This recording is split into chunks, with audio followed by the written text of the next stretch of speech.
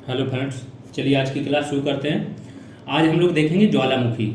ज्वालामुखी में देखो कॉन्सेप्चुअल तो आपके इसमें वीडियो में आते नहीं है, ठीक है। ज्वालामुखी में जो क्वेश्चंस आएंगे वो फैक्चुअल आएंगे, कहाँ कौन सा ज्वालामुखी है। हाल फिलहाल करंट में अगर कोई होगा तो उसका पूछ लेंगे, लेकिन थोड़ा सा कॉन्सेप्ट बता देता हूँ। माउंटेन वाले में मैंने बताया था कि ज्वालामुखी होते क्या है। देखो ज्वालामुखी दो टाइप से बनते हैं। एक बनता है कि पृथ्वी पे कुछ छिद्र होते हैं, वो परमानेंट छिद्र होते हैं, जिनको बोलते हैं हॉट स्पॉट्स। यहां से क्या होगा कि जो गर्म और तप्त मैग्मा है वो निकलता है, और जब ये मैग्मा अंदर रहता है, मैग्मा कहां से निकलता है आपका मेंटल से, अपर मेंटल जिसको बोलते हैं एस्थेनोस्फीयर, ठीक है, अपर वाला मेंटल है। सारी जितनी भी भूकंपीय क्रिया हैं, ज्वालामुखी क्रिया है, जो मैग्मा आता है, सारी चीजें यहीं से आती है, अपर मेंटल से, क्योंकि ये पिघले हुए फॉर्म में है, प्लास्टिक फॉर्म में, ठीक है। तो ये मैग्मा यहाँ से बाहर आएगा और बाहर आके ये कहलाता है लावा।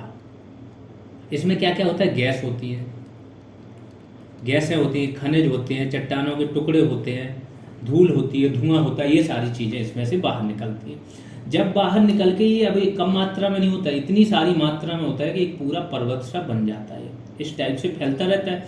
सिलिका की इसमें जितनी मात्रा हो उस हिसाब से ये चिपचिपा या गाढ़ा या पतला होता है। सिलिका की जितनी मात्रा होगी उतना ही गाढ़ा चिपचिपा होगा, उतना ही ये ऊंचाई हाइट पे शंकु बनेगा। कम मात्रा होगी तो ये फैल जाएगा पूरे में, तो हाइट कम होगी। ये तो हो गया कॉन्सेप्ट। दूसरा होता है कि अगर प्लेटें होती हैं, जो प्लेट्स होती हैं आपकी, जैसा मैंने पहले बताया था कि एक दूसरे की तरफ अगर ये गति कर रही है, प्लेट्स एक दूसरे की तरफ गति कर रही है, तो एक प्लेट क्या होगी, सबडक्ट करेगी, नीचे क्षेपित होगी, और दूसरी प्लेट क्या होगी, ऊपर जाएगी। तो ये जब क्षेपित होके ये फिर से जो आपका प्लेट का किनारा है वो पहुंच जाएगा गर्म वाले पोर्शन में, जहां पे मेंटल है। जब यहाँ पे पहुंचेगा तो ये गर्म होके, गैसें भी हैं, तो ये फिर से पिघल के ऊपर की ओर आएगा। तो यहाँ से भी ज्वालामुखी बनते हैं। खास तौर से समुद्र में जो समुद्री प्लेट होती है और महाद्वीपीय प्लेट वो होती है, तो समुद्री प्लेट नीचे चली जाती है, फिर निकल के आती है। तो फिर ये समुद्र में जितने भी समुद्र में आप द्वीप देख रहे हो, अधिकतर द्वीप आपको समुद्र में ज्वालामुखी द्वीप मिलेंगे, क्योंकि वो पहाड़ जैसे हो। समुद्र में आपके स्थल पर जितने पहाड़ हैं उससे ज्यादा समुद्र की तली में पहाड़ है। और समुद्र में होता क्या, एक कटक होता है, मध्य महासागरीय कटक, वहां तो हमेशा ज्वालामुखी उद्गार होता रहता है। तो ये तो हो गया कॉन्सेप्ट वाले पोर्शन। अब देख लेते हैं फैक्चुअल पोर्शन पे आ जाते हैं। ऐसे ज्वालामुखी जिनके मुख से सदैव धूल, धुआं, बाष्प, गैसें, राख, चट्टान, खंड, लावा आदि पदार्थ बाहर निकलते रहते हैं, तो सक्रिय ज्वालामुखी कहलाते हैं। जिनमें बहुत टाइम से नहीं निकले हुए होते हैं तो वो निष्क्रिय हो जाते हैं, और जिनमें और ज्यादा टाइम से एकदम कई साल हो जाते हैं, 50-100 साल, उनमें नहीं निकले हुए होते हैं तो वो सुषुप्त ज्वालामुखी हो जाते हैं, ठीक है। सक्रिय ज्वालामुखी देख लेते हैं कौन कहाँ है। पहला ज्वालामुखी आपका स्ट्राम्बोली, ये कहाँ है, लिपारी द्वीप पर। ये इटली में है, मेनली इटली के लिपारी द्वीप पर। ये क्या है, इतना सक्रिय है कि हमेशा सक्रिय रहता है, और यहाँ गैसें हमेशा जलती रहती है, तो पूरे आसपास जो लाइट है ना, आसपास पूरा उजाला बना रहता है कई किलोमीटर तक। तो इसलिए इसको बोला जाता है भूमध्य सागर का प्रकाश स्तंभ, क्योंकि इटली की अगर आप स्थिति देखोगे तो इटली ऐसा है मैप, और ये पूरा भूमध्य सागर है, तो ये वाला किनारा यहाँ, तो यहीं कहीं लिपारी द्वीप है, और वहां से भूमध्य सागर को पूरा प्रकाशित करता रहता है। दूसरा है माउंट एटना, ये भी इटली में है, सिसिली द्वीप पे है। तीसरा है कोटोपैक्सी। तो इनके बारे में एक तो आता है, कोटोपैक्सी पूछ लिया जाता है, सबसे ऊंचाई पर स्थित सक्रिय ज्वालामुखी कौन सा है, तो ये कहाँ है, इक्वाडोर में। फिर माउंट इरेबस अंटार्कटिका में। किलायू आपका कहाँ है, हवाई द्वीप। हवाई द्वीप जो है अमेरिका यूएसए में है, तो यहाँ पे क्या है, किलायू। लांगीला या बागाना कहाँ है, पपुआ न्यूगिनी। यहाँ पे अभी मोदी जी गए थे, यहाँ के जो पीएम थे मेरापे, इन्होंने मोदी जी के पैर छुए थे। अब मेरापे सही आ गया, मेरापी। ये कहाँ है, इंडोनेशिया। सर्वाधिक अगर ज्वालामुखी किसी देश में है तो वो इंडोनेशिया है, सर्वाधिक ज्वालामुखी है। क्योंकि ये कहाँ पाया जाता है, परिप्रशांत मेखला है, पैसिफिक रिंग ऑफ फायर।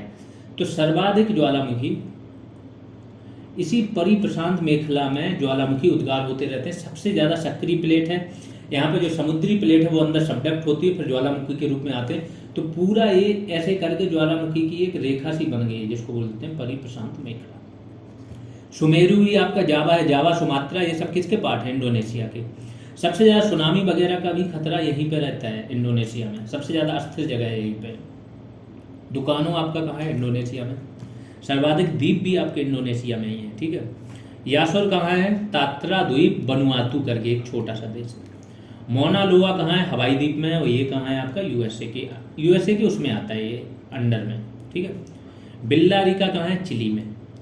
विश्व के 4 सर्वाधिक सक्रिय ज्वालामुखी कौन कौन से हैं? किलायू हवाई द्वीप में है, माउंट एटना इटली, पिटन डी ला फोर्नेस और न्यामू रागिरा, ये 4 सबसे ज़्यादा सक्रिय है, ठीक है।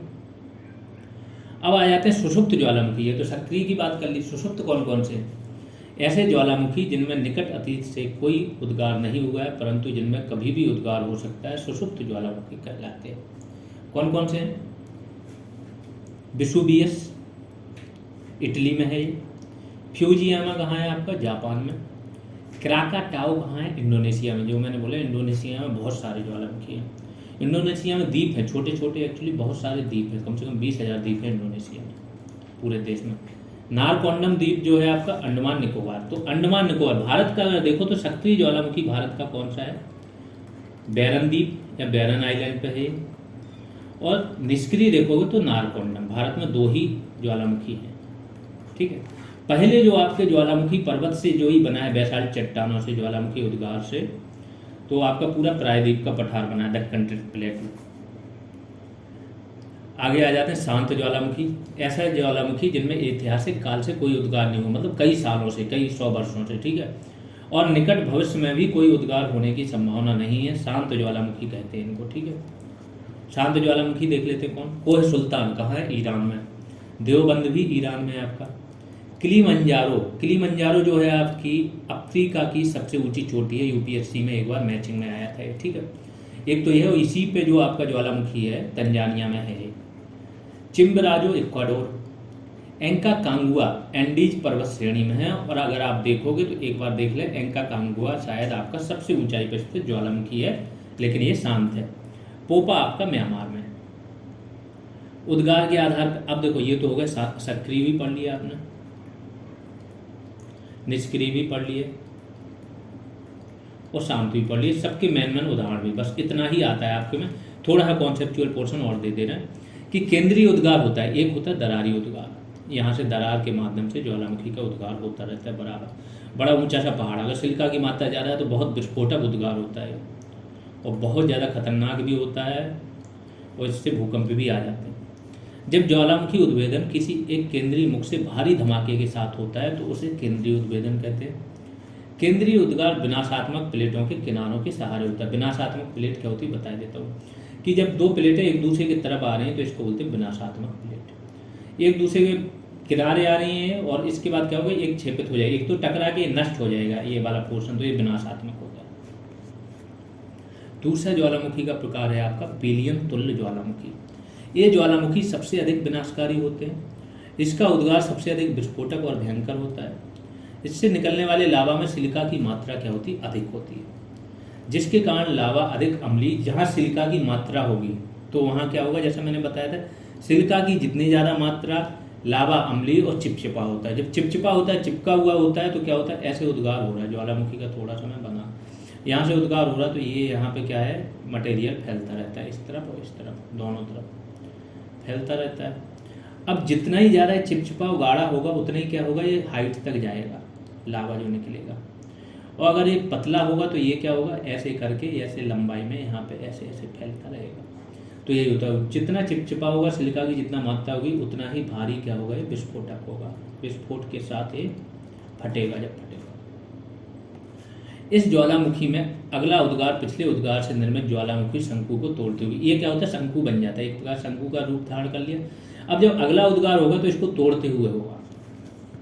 जैसे मार्टिनिक द्वीप में पीली ज्वालामुखी, सुंडा जल डमरू मध्य का क्राकाटाओ ज्वालामुखी और फिलीपींस का माउंट ताल ज्वालामुखी। तो इन एग्जाम्पल्स के लिए मैंने ये आपको कॉन्सेप्ट दिया है कि इसके एग्जाम्पल्स कौन कौन से, पीली ज्वालामुखी, सुंडा जल डमरू मध्य जो आपकी है, स्ट्रेट, सुंडा स्ट्रेट, यहाँ पे कौन सा है, क्राकाटाओ ज्वालामुखी, फिलीपींस का माउंट ताल ज्वालामुखी।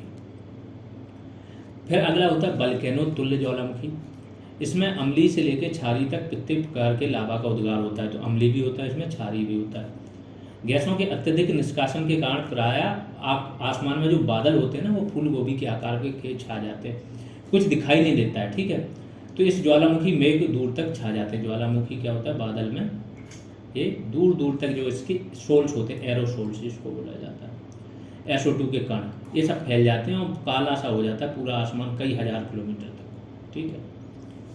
कई बार क्या होता है कि इससे आपकी जो फ्लाइट वगैरह है वो नहीं उड़ पाती है, हजार तो नहीं, कम से कम मतलब 20-50 किलोमीटर तक ये फैल जाता है। फिर आता है स्ट्रैम्बोली तुल्य ज्वालामुखी। यही है इटली का जो मैंने बताया प्रकाश स्तंभ, स्ट्रैम्बोली ज्वालामुखी इसी का उदाहरण है, ठीक है। इस ज्वालामुखी उद्गार में अम्ल की मात्रा कुछ कम रहती है। यदि गैसों के प्रवाह मार्ग में कोई रुकावट ना हो तो सामान्यतः इसमें विस्फोटक उद्गार नहीं होता है, उदाहरण आपको पता ही है। फिर आता है हवाईयन तुल्य ज्वालामुखी। हवाई क्षेत्र आपको पता है कहाँ है, USA के, उसमें इसका उद्गार अत्यंत शांत होता है क्योंकि इससे निकलने वाला लावा तरल और क्षारीय। तो ये जो हवाई पठार है ना द्वीप, ये बहुत विस्तृत फैला हुआ। अमेरिका जितने भी इसको एक्सपेरिमेंट प्रयोगशाला लगानी होती है यहीं पे लगा के रखता है, क्योंकि इससे निकलने वाला लावा तरल और क्षारीय होता है, जिससे यह दूर तक फैलकर जमा हो जाता है। इससे निर्मित शंकु कम ऊंचाई वाले किंतु विस्तृत होते हैं। जो मैंने बताया कि हाइट अगर कम होगी तो दूर तक फैल जाएंगे, वही ये बोल रहे हैं, ठीक है। अगला दरारी उद्गार के आधार पर प्रकार। भूगर्भिक हलचलों से भूपटरी की शैलों में दरार पड़ जाती है। ये दरारों से लावा धरातल पर प्रवाहित होने लगता है, जिसे दरारी उद्गार कहते हैं, ठीक है। जो शैल हैं, एक केंद्रीय उद्गार था, ये दरारी उद्गार की बात हो रही। तो भूगर्भिक जो चट्टानें हैं उनमें दरारें पड़ जाती हैं, जो भूगर्भिक क्रियाविधि होती है उसके माध्यम से, और जैसी दरारें पड़ गई, अगर लंबाई नीचे तक चली गई तो यहीं से क्या उद्गार होने लगता है। यह रचनात्मक प्लेटों के सहारे होता है। रचनात्मक प्लेटें कौन सी होती हैं कि जब दो प्लेटें, एक ही सिंगल प्लेट है, उसमें दरार पड़ गई तो दो भाग में डिवाइड हो जाएगी, बीच में से ज्वालामुखी निकल आएगा। तो ये प्लेट इधर चली जाएगी, इधर वाली, ये इधर चली जाएगी। ये होती है रचनात्मक प्लेट, नई प्लेट का निर्माण होता है इसमें से। इस प्रकार के उद्भेदन से लावा पठार, ट्रैप और लावा मैदान निर्मित होते हैं। तो लावा पठार, दक्कन ट्रैप जो है आपका, वो भी निर्माण होता है, और लावा के मैदान, जैसे भारत का दक्कन ट्रैप, अमेरिका का कोलंबिया स्नेक पठार, ब्राजील का पराना पठार और दक्षिण अफ्रीका का ड्रैकेंसबर्ग पर्वत, ये सब क्या है, पठार है, ड्रैकेंसबर्ग पठार। तो यहाँ पे आपका ज्वालामुखी वाला पोर्शन छोटा सा ही था, वो खत्म हो गया। जिन्होंने सब्सक्राइब नहीं किया वो सब्सक्राइब कर लें। जिन्हें पेड बैच ज्वाइन करना है वीडियो का, उसकी पूरी जानकारी किसी भी वीडियो के डिस्क्रिप्शन में कमेंट में मिल जाएगी। अभी के लिए इतना ही, धन्यवाद।